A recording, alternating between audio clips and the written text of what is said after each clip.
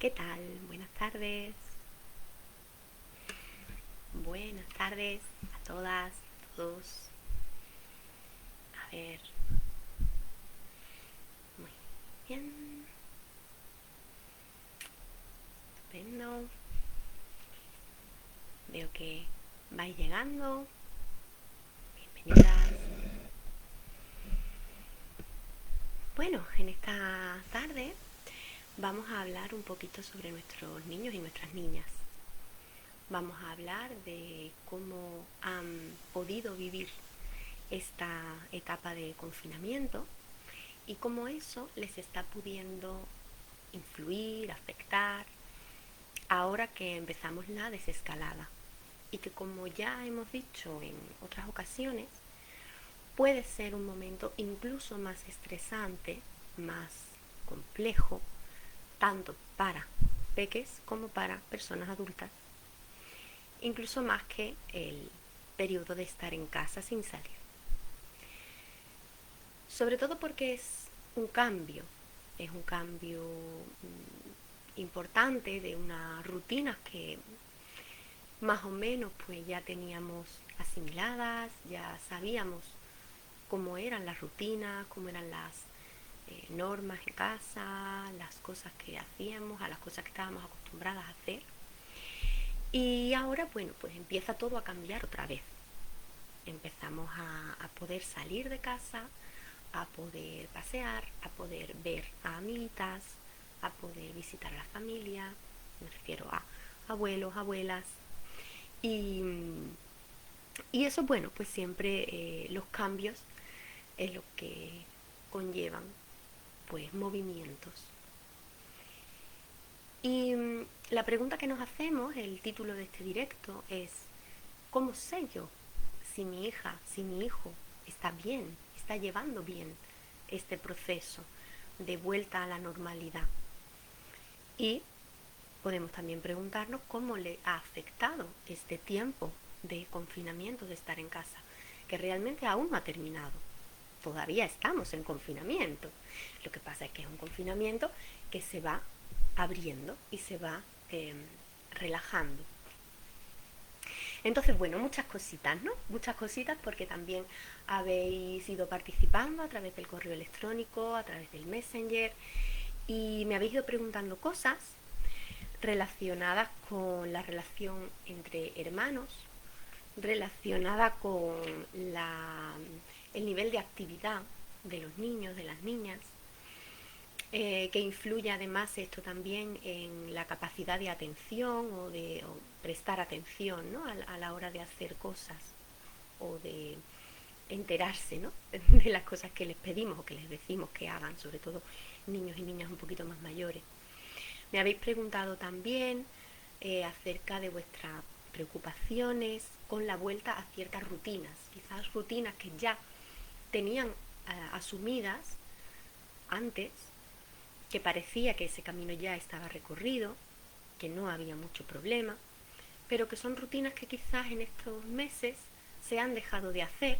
Por ejemplo, montarnos en la sillita del coche, y que ahora a la vuelta parece que hay conflicto para volver a retomar esas ciertas rutinas. Hablaremos sobre esto también.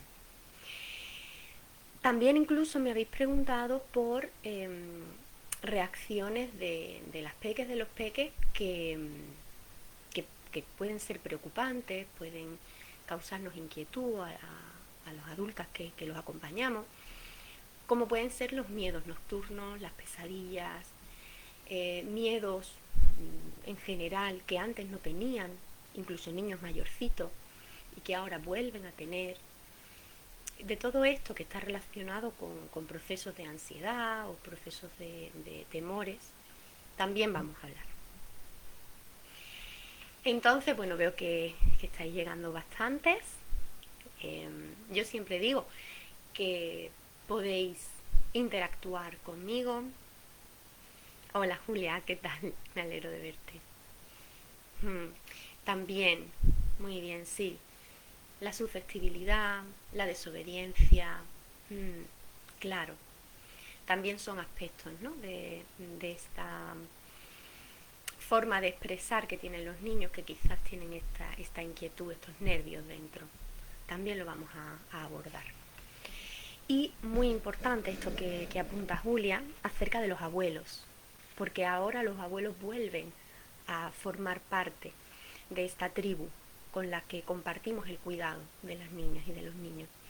Y después de 2 meses, casi 3, en casa únicamente con mamá o con papá o con los dos, que vuelvan a estar los abuelos dentro de esa ecuación, a veces es delicado, porque también los abuelos tienen su proceso, han tenido su proceso, y también a ellos se les mueven cositas, ¿no? También ellos puede que hayan cambiado la forma de estar con sus nietas, con sus nietos, o de verlos, simplemente por las ganas que tienen, o por el miedo que han pasado quizás anteriormente, ¿no? Por igual pensar, quizás no lo volvamos a ver cara a cara. Vale, apuntamos relación con abuelo y apuntamos desobediencia. Pues como decía, como bien ha hecho Julia, podéis interactuar a través de los comentarios y yo voy a ir contestando, ¿vale? Recopilando ideas y tomándolas para ir abordándolas a lo largo del directo. Porque es verdad que muchas habéis participado a través de Messenger, a través de correo electrónico previamente, pero igualmente si queréis participar ahora sobre la marcha, pues ahí vamos tomando ideas también que seguro que nos sirven a todas y a todos. Abuelos. Vale. Bueno, entonces, estaremos más o menos hasta las 6:30. Si no lo podéis ver ahora o no podéis estar hasta el final, no os preocupéis porque podréis ver el vídeo ya grabado que se queda en la página de Facebook y también la subiré a la página, a mi canal de YouTube, ¿vale? Igualmente, si queréis hacer una consulta más en profundidad, más privada, con mayor detenimiento, podéis contactar conmigo a través del correo electrónico o dejándome un mensaje aquí en la página de Facebook, en el Messenger, y podemos concertar una cita privada para tratar pues con más detenimiento lo que quiera que me queráis proponer. Pues vamos a hablar entonces de 4 puntos. Vamos a hablar cómo ha afectado, cómo ha podido afectar el confinamiento a nuestros niños, nuestras niñas, cómo influye esto que ha pasado antes, ahora en la desescalada, qué cosas yo puedo observar, a qué cosas puedo estar atenta cuando miro a mis niñas, a mis niños, para saber si esto que les está ocurriendo es normal o entra dentro de la normalidad, o tenemos que prestar un poco más de atención extra o buscar un poco de ayuda fuera para ayudarnos a solventarlo, solucionarlo de la mejor manera, de la manera más efectiva posible. ¿Y qué puedo hacer? ¿Vale? 4 puntos. ¿Qué ha pasado? ¿Cómo ha podido afectar el tiempo de confinamiento? ¿Cómo esto influye ahora en la desescalada? ¿Qué cosas puedo yo observar como mamá, como papá en casa, como abuelo, como abuela? Y por último, ¿qué puedo hacer al respecto para ayudar, acompañar a mis niños, a mis niñas de la mejor manera posible? Pues veréis, en este asunto de nada, Julia, en este asunto de cómo ha podido afectar el confinamiento a nuestros niños, a nuestras niñas, va a haber 3 claves o 3 factores muy importantes que van a determinar cómo hablamos, ¿no? Cómo vemos de esta influencia, que es la edad que tengan. No es lo mismo un bebé de 15 meses que una niña de 12 años. Se ven afectados, pero por cosas diferentes, ¿vale? En formas distintas. Entonces la edad es algo que hay que tener en cuenta. Otra cosa importante es si estaban solos en casa, con los papás, las mamás, o si tenían hermanos o hermanas. Porque no es lo mismo la vivencia de un niño o una niña que está acompañado de adultos y que ha estado 2-3 meses acompañado exclusivamente por personas adultas, que niños y niñas que han podido compartir con sus cosas positivas y sus cosas negativas con otros niños, con sus hermanos o hermanas en este caso. ¿Vale? Entonces, ¿qué edad tienen? Si tienen hermanos o no, que hayan convivido con ellos en el confinamiento, ¿se entiende? Y el tercer punto, pero el más importante, es cómo ha sido la situación en casa durante estos meses de confinamiento. ¿Qué quiere decir? Que el cómo hemos vivido las personas adultas estos meses. No es lo mismo un hogar donde los miembros adultos estuvieran saludables que si hay alguno que ha caído enfermo. No es lo mismo saber que nuestros abuelitos están bien o que hayamos tenido, por desgracia, alguna muerte o alguna hospitalización de algunos de nuestros familiares dentro de nuestro círculo cercano.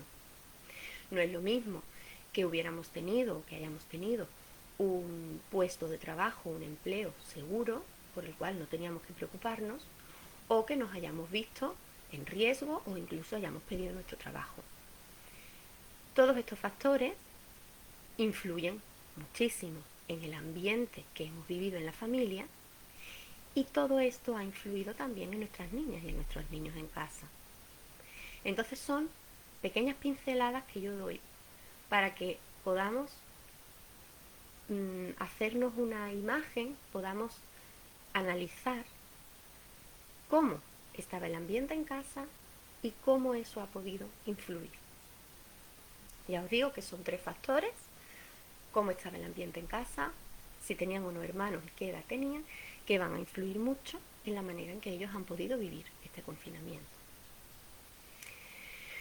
Cuando hablamos de cómo ha afectado el confinamiento, uno de los puntos más potentes a tener en cuenta es que nos hemos quedado, las mamás, los papás, sin apoyos.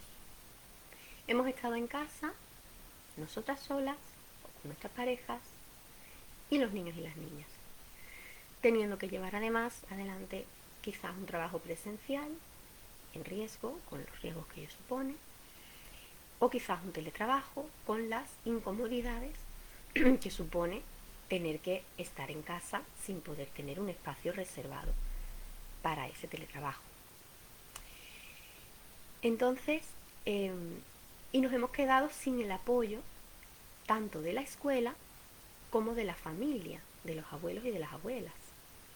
Yo creo que ya lo sabíamos de antes, lo importantísimo que son los abuelos en nuestra familia, en nuestra sociedad, y lo importantísima que es la escuela, no solo como institución educativa, que también, sino, sobre todo, por desgracia, en este sistema, es un lugar donde podemos dejar a nuestros niños y a nuestras niñas, de mientras que las personas adultas, los papás, las mamás, hacemos otra cosa que no sea cuidar de ellos. Es decir, necesitamos la escuela para poder trabajar tranquilamente, necesitamos la escuela para poder tener espacios de vida personal, espacios incluso de socialización con otras personas adultas. Necesitamos la escuela, necesitamos a nuestras abuelas, a nuestros abuelos, para que se queden con los niños. Entonces, de lo que estoy hablando es de que nos hemos quedado sin tribu. Y quedarnos sin tribu es algo que nos afecta mucho. Estar en casa con los niños está bien, pero no es suficiente. Las personas que criamos necesitamos otras personas que nos ayuden a criar. Criar en soledad dentro de una casa es algo muy difícil y es algo muy duro. Ahora que ya estamos saliendo de eso, podemos hablar de eso. Podemos analizar hasta qué punto nos hemos sentido exhaustas, nos hemos sentido agotadas, nos hemos sentido sin recursos, nos hemos sentido realmente muy solas. ¿Por qué lo estábamos? Que nos hayamos quedado sin tribu, a los niños y a las niñas también les afecta, porque solamente nos tenían a nosotras como referentes, a mamá, a papá o a los hermanos. Y ahí nos damos cuenta también de que cuando estamos compartiendo la crianza y el cuidado con otros miembros de la tribu, con las maestras, con las señoras de la guardia, con las abuelitas, con los titos, con los primos, hay otras muchas influencias que se combinan para que nuestros niños y nuestras niñas tengan una variedad de emociones, de cuidados. Y el día que mamá está un poco más cansada, bueno, pues igual ese día puedo tener un buen día en la guardia. Pero ahora no. Llevamos 3 meses en los que únicamente han estado nutriéndose de lo que nosotras o papá le podíamos dar. Y eso está bien, pero es arriesgado, porque lo que he dicho al principio, si en casa estábamos viviendo con miedo, con estrés, con pena, es muy complicado que eso no pase a los niños y a las niñas. Los niños y las niñas no tenían otro referente, nos veían a nosotros. Y si nosotros estábamos pasando por un momento difícil, por un momento duro, por un momento de inquietud, de frustración, los niños y las niñas también lo han vivido. Y esto hay que tenerlo en cuenta. Y esto hay que saberlo. ¿Para qué? Para que cuando ahora, en el proceso de vuelta a la normalidad, miremos a nuestros niños y a nuestras niñas, sepamos qué es lo que estamos viendo.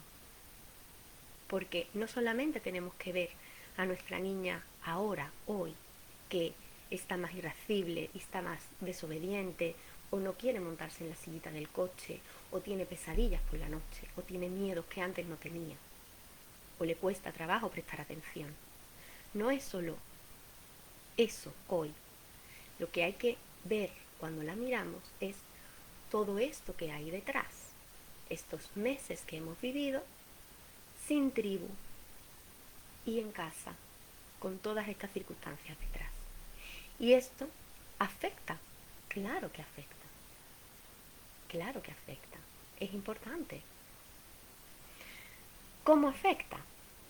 Bueno, los niños, las niñas, son resilientes, se adaptan muy bien, porque además lo esencial que ellos necesitan es que haya una persona que les quiera mucho y esté con ellos, y que les alimente, les acompañe para dormir y tenga cubiertas sus necesidades básicas. ¿Esto lo han tenido? Sí, esto lo han tenido. Lo que les ha faltado es lo demás. Lo digo para que tampoco ahora entremos en pánico y pensemos que esta situación ha traumatizado de por vida a nuestros niños y a nuestras niñas. No, no les ha traumatizado de por vida. Pero sí ha supuesto una influencia importante. Hay una cosa que tiene que ver con la edad y que es que quizás para nosotras, personas adultas, estos 2-3 meses de confinamiento se nos hayan pasado volando. O dentro de todo, ahora echamos la vista atrás y tampoco ha sido tanto tiempo. No es tanto tiempo para una persona adulta, es algo súper cortito. Pero para una bebé de 18 meses es una gran parte de su vida.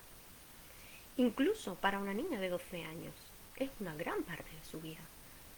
No es lo mismo el tiempo para una persona adulta que para un niño o una niña, porque además en el mismo tiempo ellos aprenden y se desarrollan de una manera mucho más rápida. Con lo cual, cualquier influencia a ellos se les magnifica. Todo esto para decir que ahora, cuando estamos empezando a salir, si nuestras niñas muestran inquietud, miedos, desobediencia, falta de atención, es normal. Es normal. Es normal porque también durante el tiempo que hemos estado en casa, por mucho que hayamos intentado vivir con tranquilidad y con calma la situación, el mensaje que hemos transmitido es que el único lugar seguro era casa, era dentro de casa. Y ahora hemos abierto la puerta. Hay niñas un poquito más grandes que ellas mismas lo dicen. Mamá, yo no quiero salir fuera porque el virus todavía está fuera. Hay otras niñas, otros niños más chiquitos que igual no lo saben o no lo pueden transmitir tan claramente, pero igual quizás lo piensan.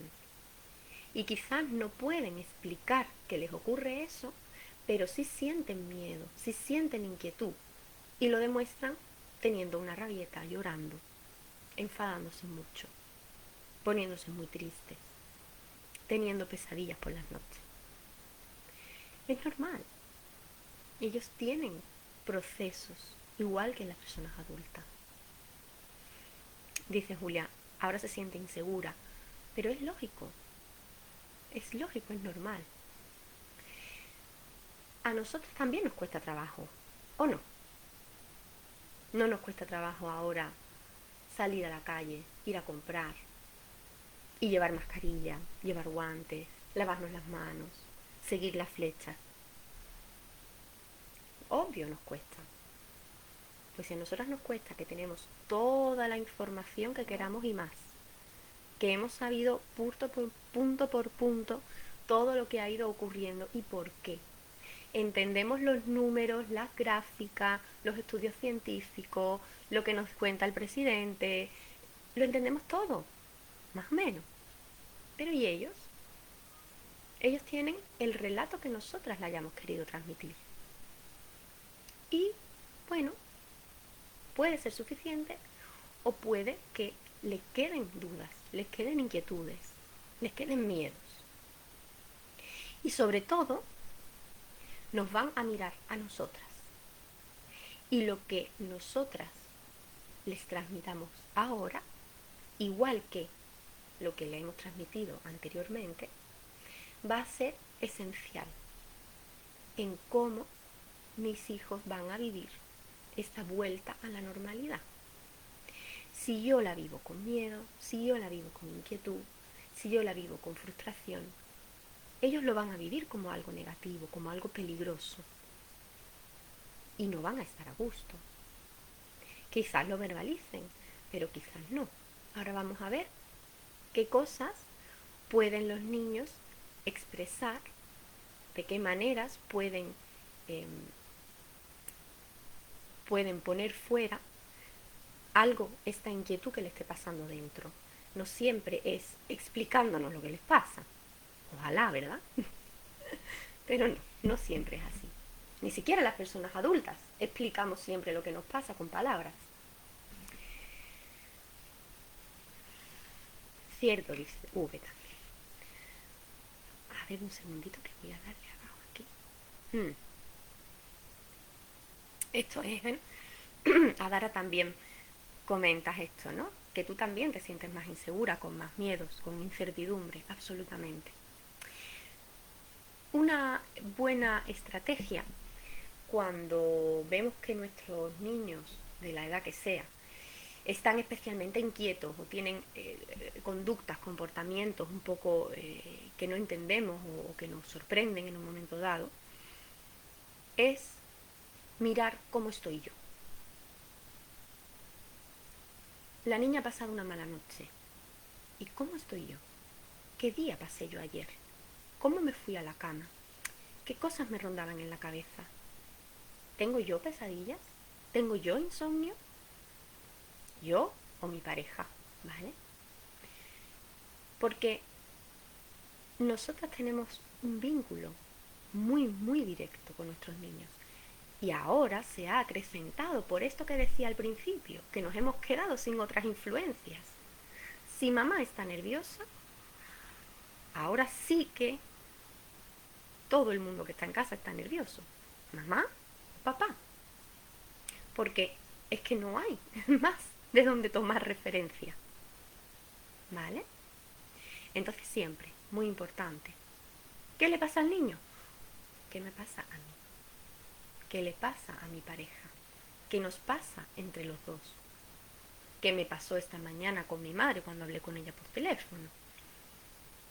Esto es muy, muy importante. Luego los niños tienen sus propios procesos, pero es importante siempre poner conciencia en cómo estoy yo. Y por eso todos mis anteriores directos han tenido que ver con cómo las personas adultas podemos mantener la calma en este proceso, tanto del confinamiento como de la desescalada ahora. Gracias, Eloy. Entonces, habíamos hablado, ¿no? Cómo ha podido afectar el confinamiento. Decíamos que tal y como mamá y papá hemos estado viviendo este confinamiento, así se lo hemos transmitido a ellos y a ellas, aunque hayamos hecho todo lo posible por mantenernos calmadas, por estar tranquilas y por no transmitirles tal cual, pero al final ellos lo absorben. Por otro lado, nos hemos quedado sin tribu, con todo lo que eso supone, y por otro lado, el hogar era el único lugar seguro, y el hacer ahora el paso hacia afuera es complejo. Es un proceso que requiere su tiempo, y cada niño, cada niña además requiere sus propios tiempos, porque la niña del vecino esté súper contenta de salir y ver a los abuelos y ver a todas sus amiguitas del cole en la plaza, aunque sea de lejos con mascarilla y diciéndose hola con la manita, no quiere decir que mi niño, que encima es mayor, no tenga derecho o no sea normal que no quiera ni salir a saludar a la puerta y que no quiera ni oír hablar de volver al cole, ni siquiera de hablar por videollamada ni con la abuela que tanto quiere. Pues si ese es su proceso, es su proceso. Respetemos eso. Simplemente estemos atentas a qué otras señales nos da. Porque igual él necesita un tempo más despacio. Necesita sentirse más seguro en cada pequeño pasito que da. Y está bien. Está muy bien. Tanto una cosa como la otra. También está muy bien que quieran salir y que quieran ver a todo el mundo. Claro que está bien. Simplemente acompañémosles en su proceso, intentando no forzar más allá de lo que ellos pueden, y también mirando que no les transmitamos miedos que son nuestros, pero que quizás ellos y ellas están más preparadas que nosotras para salir y para desescalar a un ritmo incluso más rápido del que yo como madre estoy preparada. No sé si ha quedado claro esto último. ¿Vale? Miremos el proceso del niño, miremos el proceso nuestro propio y intentemos separar qué es mío, qué es de ellos, y vamos a ver cómo encontramos un equilibrio para ir más o menos acompasados, acompañándonos, para que esta salida a la nueva normalidad sea lo más beneficiosa tanto para los peques como para las personas adultas. Voy a leer. Dice Julián, también hemos estado inquietos, aunque no lo demostremos. Claro, no lo demostramos fuera, pero dentro está. Y eso los niños y las niñas son especialmente sensibles para notarlo. Por mucho que yo quiera aparentar otra cosa, mi hija va a saber perfectamente cómo yo estoy de verdad. Claro, que todo vuelva a la normalidad. Y te pide mucho que la coja en brazos. Bueno, yo creo que es un buen momento para coger mucho en brazos a nuestros niños y a nuestras niñas. Si son grandes, pues me siento en el sofá y las cojo en brazos en el sofá. Para que no nos duele la espalda. Tenemos que cuidar a nosotras también. Creo que, a ver, a mí me gusta este concepto de la nueva normalidad. Cuando he leído esto que dice Julia, ¿no? Esperamos con mucho amor que todo vuelva a la normalidad. A mí me gusta ponerle nueva, porque puede que nos hagamos unas expectativas, ya hablando como personas adultas, de volver a lo que era antes. volver a relacionarlos como antes en la calle, volver a hacer nuestras compras o nuestro trabajo o la escuela. Y no sabemos exactamente cómo van a ser las cosas. Quizás sean mejores, ojalá aprovechemos este paréntesis para reconstruirnos en una mejor versión. Ojalá. Sea como sea, a mí me gusta hablar de nueva normalidad por si acaso, para que no tengamos la expectativa de que vamos a volver a lo que era antes como si nada hubiera ocurrido, porque probablemente no sea así. Habrá cambios, habrá cosas diferentes. Y además nunca se vuelve a lo anterior, jamás. Siempre es de nuevo. Pero bueno, es solamente porque se me ha venido la idea, ¿no?, a la cabeza, y quizás también nos ayude como personas adultas a vivir con más tranquilidad esta vuelta al mundo de fuera, sabiendo, siendo conscientes que volvemos a una nueva normalidad que será probablemente distinta y donde también tenemos la oportunidad de desarrollarnos, de crecer y de ser muy felices. Entonces, bueno, veo que me voy pasando de tiempo, pero creo que es muy rico el tema, entonces voy a seguir con mi guión y enriqueciendo con vuestras aportaciones. Y si tarda un poquito más, bueno, pues me disculpáis el vídeo largo y lo veis a trocitos luego si queréis. Julia habla del colecho. El colecho es algo que a los niños les da mucha tranquilidad. La noche es un momento en el que los miedos pueden aflorar porque nos relajamos, porque no hay otras distracciones y, y es un momento en el que la compañía es algo muy sanador. Entonces yo estoy muy a favor del colecho, estoy a favor de un colecho consciente, es decir, que también se haga pensando y valorando cómo nos afecta a las personas adultas. Entonces ahí también hay que estar atentas, ¿no?, a cómo nos afecta a nuestra relación de pareja, a la relación con los otros hermanos, si hay otros hermanos mayores o más pequeños, ¿no? Y un poco valorar el sistema y si se puede y si a todos nos viene bien, hagamos colecho, sobre todo en estos momentos de una inquietud mayor, en donde necesitamos sentirnos en nuestra guarida, que estamos ahí juntas, ¿no? Estamos presentes, especialmente presentes. Yo decía, vamos a pesadillas con bicho, obvio, el bichito malo. A mí esa expresión no me ha acabado de convencer en ningún momento del confinamiento. Esto de el bichito malo.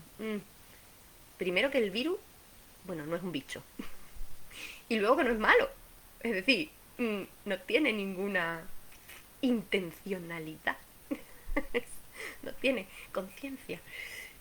No es malo ni es bueno, ¿no? Es bueno, es una forma de vida que se transmite y esa es su forma de estar en el mundo, ¿no? Igual que la nuestra es la que sea.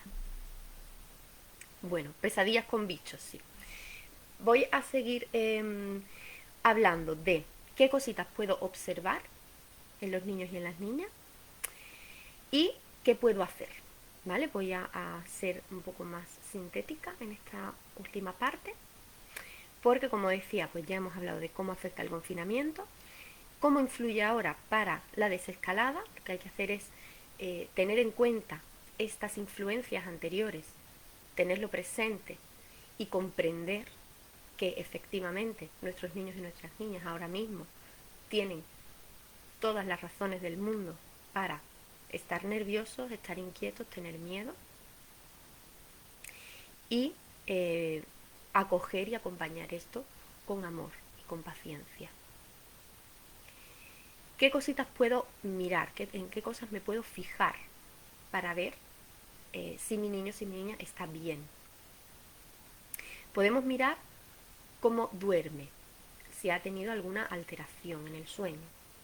Podemos mirar cómo está comiendo, si ha dejado de comer, si come mucho, si come convulsivamente, si come o pide especialmente dulces.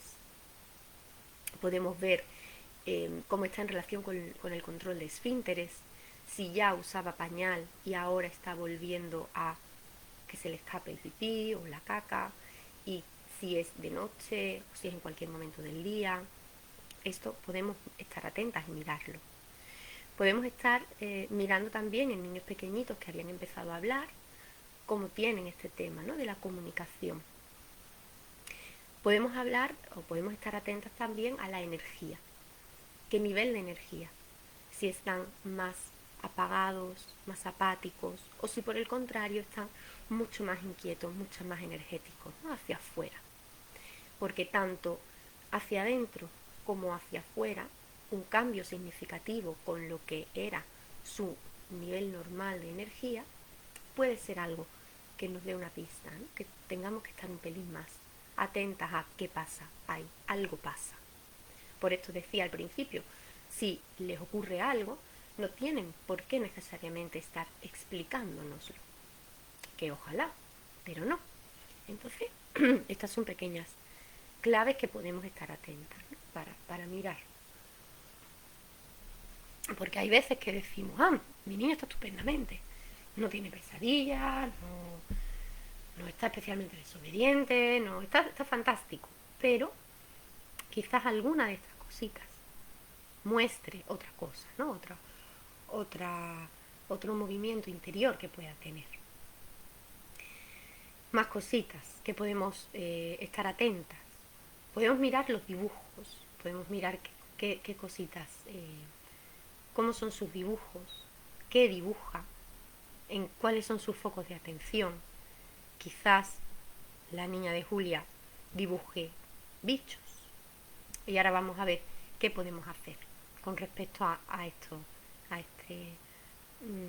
momento de dibujar, que es muy rico y es muy interesante poder trabajar ahí. Lo vemos ahora después. Podemos ver a qué juega, qué interacciones representa con sus muñecas, con sus coches, con sus peluches, con lo que sea, ¿no?, con lo que ella haga este juego simbólico. Ahí podemos estar atentas y preguntar. Podemos estar atentas, por supuesto, a los miedos que exprese y a qué nos cuenta. Mirar y escuchar a nuestros niños y a nuestras niñas es la mejor garantía para luego poder acompañarles bien. Porque para poder acompañar bien, yo primero tengo que conocer, que saber cómo está, qué le pasa, qué siente, qué piensa, en qué anda. Y para eso, muchas veces lo mejor que podemos hacer es callarnos y observar. Y a partir de ahí ver. Pero este momento de presencia y dejar su espacio para que ellos puedan desarrollar ese juego simbólico, ese dibujo, incluso esa conversación espontánea que de repente empiezan a contarnos, empiezan a hablarnos de cosas. No cuando yo le he preguntado, porque muchas veces las preguntas directas o indirectas les bloquea, sino simplemente con un acompañamiento en presencia. Estoy aquí y te estoy mirando jugar o te estoy mirando dibujar. Y ya. Y en ese espacio de silencio, en ese espacio vacío, es cuando ellas y ellos sienten ese vínculo, ese permiso para poder expresar. Esto es lo que se trabaja en consulta. Esta es mi manera de trabajar en consulta, además. El crear este espacio seguro, este espacio confortable y dar el permiso para que cuando ellos lo deseen puedan expresar. En casa también se puede hacer. Con los papás y las mamás mejor, porque el vínculo ya está. En consulta primero creamos ese vínculo. Y una cosa importante que nos puede dar muchas pistas y donde podemos estar atentas es en la reacción que tienen a los cambios. Esto de antes no salíamos, ahora sí. Antes no veíamos a los abuelos, ahora sí. Antes, no sé, pues no cogíamos el coche para ir a ninguna parte, ahora sí. Estos cambios vamos a estar atentas. Primero, vamos a ser conscientes de que puede ser una fuente de estrés, de que puede ser una fuente de inquietud. E incluso voy a preparar, no voy a dar por supuesto que se va a tomar estupendamente el salir por primera vez en coche para ir a ver a la abuelita, sino que voy a prepararlo un poquito de antemano. Porque si estoy atenta y conozco cómo son los procesos de mi niña o de mi niño, pues me va a dar pistas para saber hasta qué punto necesito esta preparación, porque soy sensible al proceso que mi niña o que mi niño está siguiendo. Entonces, todo esto en cuanto a qué cositas observa, ¿no? Me comenta Elena, pedir las cosas llorando. Sería importante saber la edad. No sé exactamente qué edad me comentas, Elena, pero cuando los niños y las niñas hacen cosas, tienen comportamientos que de alguna manera en casa ellos ya saben que eso no está bien. Qué interesante, Anabel, ahora voy con esto. Cuando ellos hacen algo que saben que a mamá no le gusta, que le pone nerviosa, que es algo que en casa no se hace, cariño, en casa no se piden las cosas llorando. Primero porque seguramente no hace falta. Y luego porque además, bueno, establecemos otras formas de comunicarnos, ¿no? En casa, que no son a través de la queja o del llanto. Entonces, cuando las niñas y los niños hacen cosas que no están bien, es decir, se portan mal, es porque no se sienten bien. Esto es una gran frase de la pedagoga Rebecca White, que yo no me canso de repetir, ¿no? Un niño que se siente bien no se porta mal, porque lo que está deseando es ser amado y no va a hacer algo que sabe que enfada a la otra persona. Eso no lo hace un niño que se encuentra bien. Eso lo hace un niño que por lo que sea no está viviendo un proceso agradable y necesita consuelo, necesita atención, necesita cariño, necesita que hagamos lo que he explicado antes, que nos detengamos a mirar, a ver, a acompañar. Ni siquiera a preguntarle qué te pasa, porque a lo mejor ni siquiera ella misma lo sabe o es demasiado pequeñita para explicárnoslo. Incluso esta pregunta de ¿pero qué te pasa? Genera incluso más enfado, porque y encima me vas a preguntar qué me pasa y yo qué sé lo que me pasa. Nos pasa a las adultas también. Incluso los niños, en estos momentos, ¿no? de que los vemos que algo les está ocurriendo, incluso les puede servir más si yo como persona adulta le hago una propuesta. Estás enfadada, ¿verdad, cielo?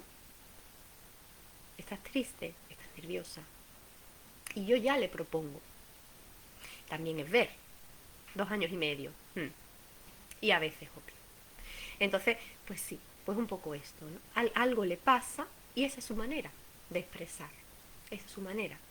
Los niños y las niñas, no me voy a meter mucho ahí porque sería otra hora hablando, pero los niños y las niñas pueden tener, cuando no se sienten bien, pueden tener comportamientos exteriorizantes o interiorizantes, ¿no? Pueden tener comportamientos hacia afuera, gritar, patalear, pegar, llorar, empujar, morder, todo hacia afuera, que además lo relacionamos con sentimientos de ira, de rabia, de enfado. Y también pueden tener sentimientos de todo lo contrario, comportamientos de todo lo contrario. No hablar, dejar de comer, dormir mal o dormir mucho,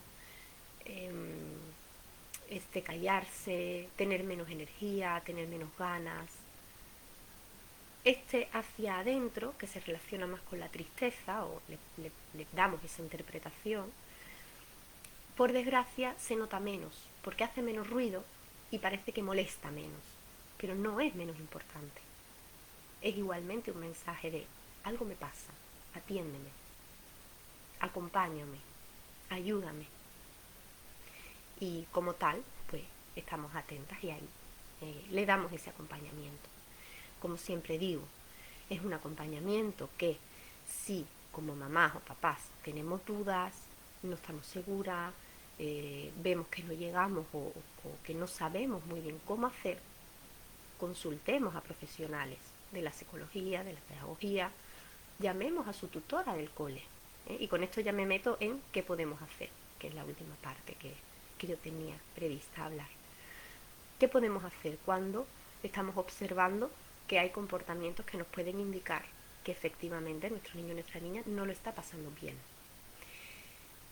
Este mirar que decíamos antes, este mirar más de cerca, mirar con mayor atención, no quiere decir que estemos todo el día mirando, eso es imposible y es agotador. Es simplemente que reservemos pequeños momentos del día en los que el niño o la niña está tranquilo y ahí yo me paro. Voy a dejar el lavavajillas para un poco más tarde y me voy a sentar a mirar. También, no solamente mirar a los niños, sino también mirarme a mí como persona adulta. ¿Cómo estoy yo? Que lo hemos dicho al principio. Y esto de pedir ayuda. Pedir ayuda a los profesionales, no solo a los profesionales de la psicología, sino también podemos hablar con su tutora del cole. Son personas que los conocen muy bien también y que quizás nos puedan ayudar. Quizás en niños más mayorcitos les ayude mucho y les sirva que su seño los llame por teléfono un día o les escriba un mensajito en el móvil. A nosotras como mamás nos puede servir de mucho hablar por teléfono con una persona que ha pasado muchas horas con nuestros niños y que aunque ahora lleve un tiempo sin verlos, los conoce y sabe cómo son sus procesos y nos puede ayudar incluso a acompañarles mejor. Pongamos nuestra confianza también en esas otras profesionales, en esos otros miembros de la tribu, que como decía antes nos ayudan a criar, a educar a nuestros niños y nuestras niñas, que ahora hemos perdido. Bien, no los perdamos del todo, llamémosles por teléfono, les pongamos un correo electrónico. Así también busquemos ayuda para nosotras. Nos tenemos que cuidar, especialmente porque a nosotras también nos ha afectado esto. Hablaba de esto en el último directo, el cómo me cuido, cómo de presente tengo lo duro que ha sido esto para mí, lo duro que ha sido esto para mi pareja, lo duro que ha sido esto para nuestra relación y nuestra relación en familia. Es que ha sido duro, lo es todavía y lo seguirá siendo durante un tiempo. Esto es importante que lo tengamos en cuenta, no para hundirnos en la miseria y deprimirnos y frustrarnos y enfadarnos, no, para todo lo contrario, para que nos miremos interiormente y al otro con amor, con más amor, y que nos consolemos y nos mimemos más que nunca, porque es la única manera en la que vamos a poder acompañar y mimar también a nuestros niños y a nuestras niñas, que también lo necesitan más que nunca ahora. Y en este mirar y observar a los niños y a las niñas, sobre todo a los que son un poquito más mayores, preguntar, conversar con ellos, hablar con ellos. Decían adelante, negación absoluta al cambio, aunque sea cambiar las sábanas. Pregunta. Dice, Noah siempre habló alto, pero ahora ha subido en decibelios. Y Hugo, si se hacen un daño suave, rompen en un llanto brutal. Claro, ahí también está el tema de los hermanos, ¿no? Que también me preguntaban antes en una consulta por correo. Y es que los hermanos te decía al principio, si han vivido con hermanos o en solitario este confinamiento, es un factor a tener en cuenta para saber cómo les ha podido afectar el confinamiento. Tener hermanos es un factor de protección en un sentido porque han tenido otros niños con los que poder compartir ciertos aspectos de su desarrollo que solamente lo pueden compartir entre iguales. Entonces, genial que hayan estado acompañados. Pero, también, es duro. Ha sido duro. La relación entre los hermanos es siempre algo muy complejo, porque aunque se lleven bien, también hay un elemento territorial, hay un elemento emocional muy potente con respecto al cariño de papá y mamá, con respecto a cómo nos repartimos los juguetes, cómo están los espacios, Y este tiempo que hemos pasado en casa ha sido un tiempo muy complejo, muy difícil, que ha puesto a prueba realmente esta relación entre los hermanos. Es muy complicado. Nos ha pasado a nosotras con nuestras parejas, ¿o no? Hemos podido tener más conflictos. O quizá hemos encontrado una cierta calma, pero cuando hemos tenido conflictos han podido ser mayores. A los niños y a las niñas también les pasa. Yo en casa, que tengo una niña de 2,5 y otra de 9, las he visto muy bien, pero es verdad que a medida que iban pasando las semanas, iban saturándose cada vez más. Y lo que dice Anabel, eran pequeñas cosas que de repente eran... Y como que el umbral de frustración cada vez iba más bajo. Cada vez necesitaban menos para saltar más.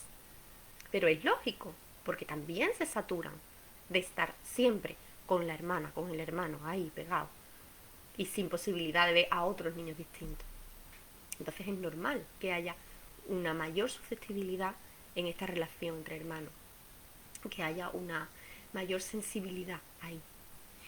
En la relación entre hermanos es importante que las personas adultas, que no sé si a Anabel y a Sandra, que me preguntaba por la relación entre hermanos, les ha pasado, os ha pasado, a mí me ha pasado, que he tirado mucho de la hermana para que jueguen entre ellas. Julia también tiene 2 niñas, ¿no?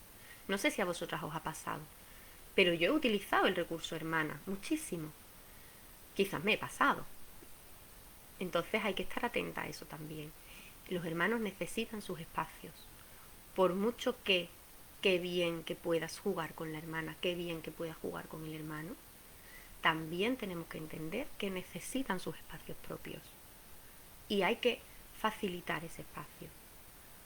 Porque llega un momento en que se saturan, normal.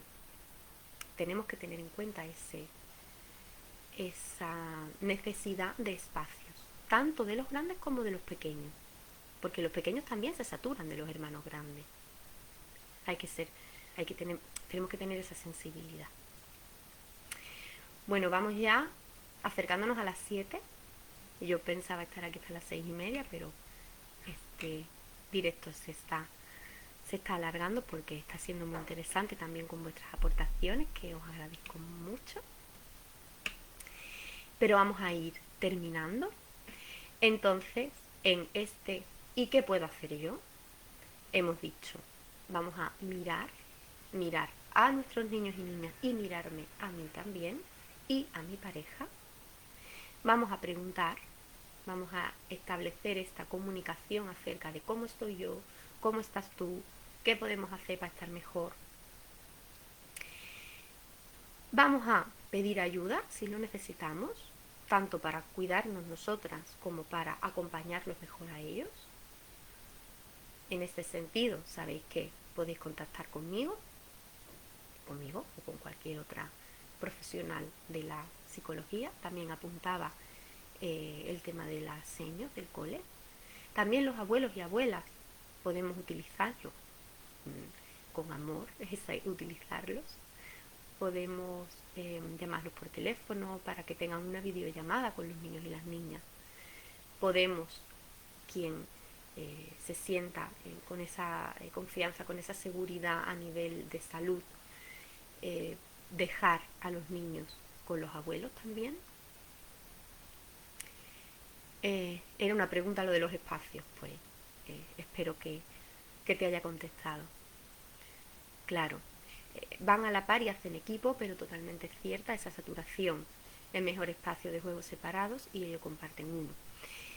Yo siempre defiendo que en los hermanos está muy bien que tengan espacios conjuntos, pero yo siempre defiendo la necesidad de que haya al menos algún sitio donde se pueda ir a estar tranquilo.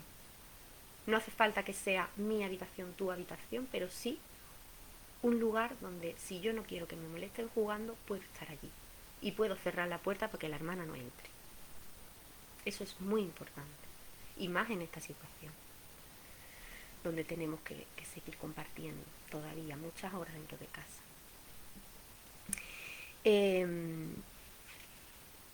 Y en este acompañar voy a explicar un poquito cómo o qué cositas podemos estar atentas en este acompañar a nuestros niños y niñas. Muchas de ellas ya las comenté en el primer directo sobre cómo acompañar a nuestros hijos e hijas durante el confinamiento. Voy a repetir como una pequeña síntesis de algunas de estas cosas y ahí creo que voy a dar respuesta a los aspectos concretos que me preguntabais a través del correo. El tema de los hermanos, que ya lo hemos hablado, el tema de la vuelta a la rutina, de los miedos, de la desobediencia, de los abuelos, ¿vale? ¿Cómo acompañamos? Primero tenemos que comprender qué es lo que está pasando, que efectivamente tienen motivos para estar afectados, que cualquier alteración en su comportamiento es normal que la tengan ahora mismo, y tenemos que mirarlo con esa comprensión. Y para comprender todavía mejor, tenemos que estar muy atentas a cuáles son sus procesos. Por otro lado, necesitamos acompañar con calma.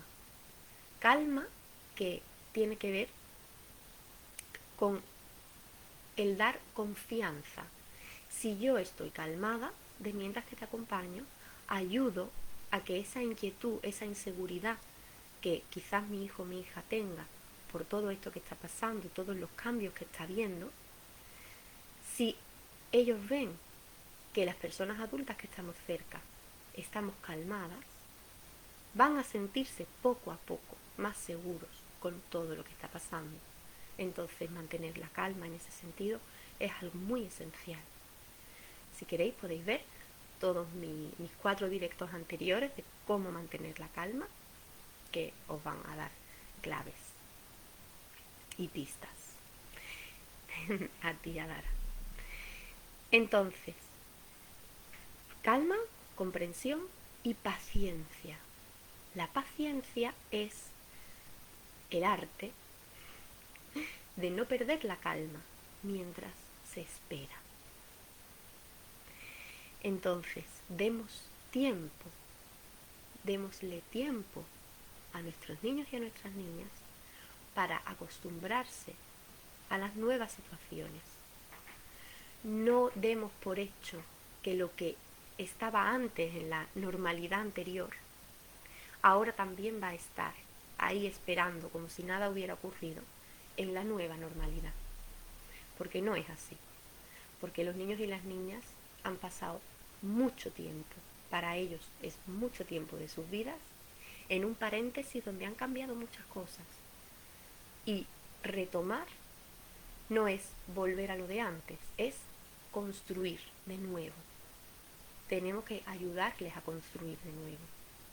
Esto vale para las rutinas anteriores, tenemos que reconstruirlas. Esto vale para la relación con los abuelos. Hay que volver a reconstruir.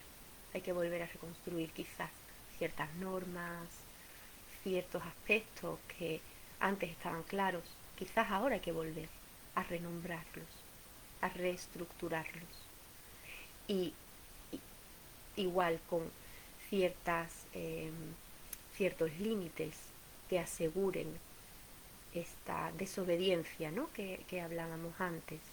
¿Por qué esa desobediencia? Quizá hay algunos límites que haya que volver a repasar, a validar, porque igual antes estaban claros, pero ahora hay que reconstruirlos de nuevo.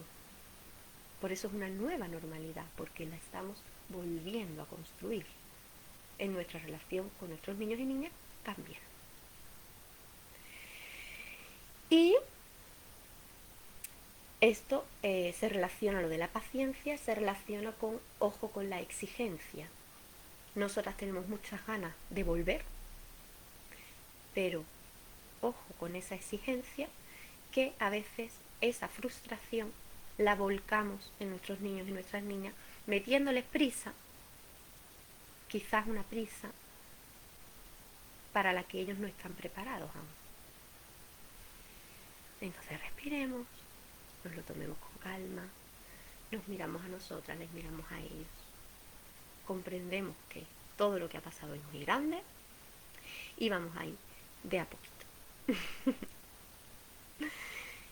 Y con esto son las 7 y yo creo que ya hemos hablado mucho.